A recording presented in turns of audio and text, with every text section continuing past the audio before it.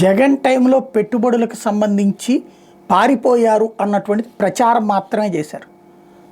రెండే రెండు ఉదంతాలు, అందులో ఒకటి కియా పరిశ్రమది, రెండోది వచ్చేటప్పటికి అమర్ రాజాది.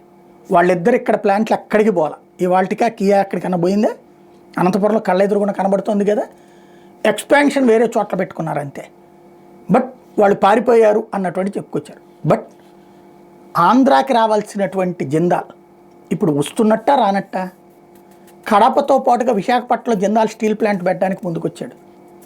ఆ స్టీల్ ప్లాంట్లు పెట్టాలనుకున్న జిందాల్ గురించి తీవ్రమైన కథనాలు, దారుణమైనటువంటి నెగిటివ్ అటాక్ చేసుకొచ్చారు.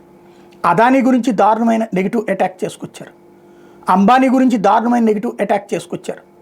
నెగిటివ్ ప్రచారం చేసుకొచ్చారు. ఇప్పుడు వాళ్ళు పెడుతున్నారా? వాళ్ళు ఎంత అంటే అంతే ఉంటున్నారు. ఎట్ ద సేమ్ టైం మనం ఏ జిందాలనైతే కావాలని చెప్పి ఏడిపించే ప్రయత్నం, జగన్ని ఏడిపించడం కోసం జిందాల్ని ఏడిపిస్తే, ఇప్పుడు ఆ జిందాలోళ్ళు ఇక్కడ దాని సంగతే వదిలేశారు. ఏది కడపలో పెట్టే పరిశ్రమ గురించి. ఇప్పుడు అదే జిందాలు దేశంలోనే, ఇది ప్రపంచంలోనే ఒక పెద్ద రికార్డుని సాధించింది. జిందాల్ కంపెనీకి సంబంధించి జేఎస్ స్టీల్స్ ఇప్పుడు వరల్డ్లోనే టాప్ 1గా నిలవడం అన్నటువంటిది ఇక్కడ కీలకమైనటువంటి అంశం.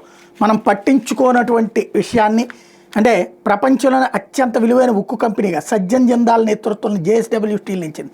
ఈ కంపెనీ మార్కెట్ విలువ 2.58 లక్షల కోట్లు, అంటే $30 బిలియన్.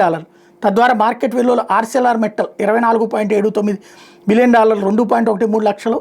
నిప్పన్ స్టీల్ 23.08 బిలియన్, 1.96 లక్షల కోట్లు వంటి అంతర్జాతీయ సంస్థలు దేశీయంగా టాటా స్టీల్ 1.95 లక్షల కోట్లు, సెయిల్ సుమారు 47,000 కోట్లను అధిగమించింది. ఏడాది జనవరి నుంచి ఇప్పటికీ జేఎస్డబ్ల్యూ స్టీల్ షేర్ ధర 18% పెరిగింది. నిఫ్టీ 50 సూచీలో ఏడాది బాగా రాణించిన వాటిలో ఈ షేర్ కూడా ఉంది. అయితే ఇప్పుడు వీళ్ళు ఆ జిందాల్ వెళ్ళిపోతున్నప్పుడు మేము మిట్టల్ని తీసుకొచ్చామన్నారు. ఆ మిట్టల్ వాళ్ళు విశాఖలో పెడతారన్నారు వీళ్ళు చెప్పుకొచ్చారు. ఇంతవరకు ఒరిస్సాలో అయితే వాళ్ళు ఆల్రెడీ ఎంఓయూ కుదుర్చుకున్నారు. ఇక్కడ ఎంఓయూ కుదుర్చుకుంటారా లేదా చూడాలి.